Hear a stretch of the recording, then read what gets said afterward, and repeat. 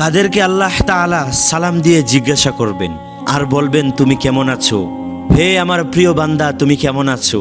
আল্লাহু আকবার। ওই দিন আল্লাহ তাআলা আপনাকে জিজ্ঞাসা করবে, আপনাকে সালাম দিবে।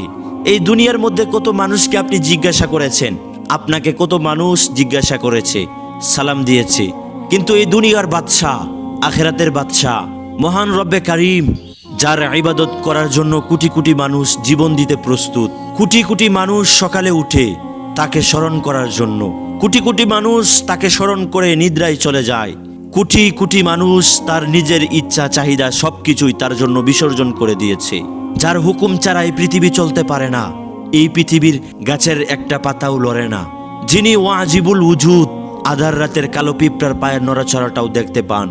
ওই দিন সেই মহান রব্বে কারিম আপনাকে সালাম দিবেন এবং জিজ্ঞাসা করবেন।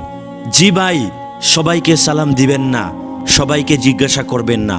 যারা এই দুনিয়ার মধ্যে থেকে কনকনা শীতের মধ্যে ঘুম থেকে উঠে অজু করে মসজিদে গিয়ে নামাজ আদায় করত, নিজের চাহিদা ইচ্ছা সবকিছুই বিসর্জন করে দিয়েছিল, আল্লাহ তাআলাকে না দেখে বিশ্বাস করে তার ইবাদত করেছিল, সেই ব্যক্তিদেরকে আল্লাহ তাআলা সেদিন সালাম দিবেন আর জিজ্ঞাসা করবে, হে আমার প্রিয় বান্দা তুমি আমার বুকে আসো, তুমি আমাকে না দেখে দুনিয়ার মধ্যে আমার কত ইবাদত করেছো, আমার জন্য কত কান্নাকাটি করেছো, আমার জন্য তোমার চাহিদা ইচ্ছা সবকিছুই বিসর্জন করে দিয়েছিলে, আজকে তুমি আমার বুকে আসো, তুমি আমার কাছে কি চাও বলো, আজকে আমি তোমাকে সবকিছুই দান করব।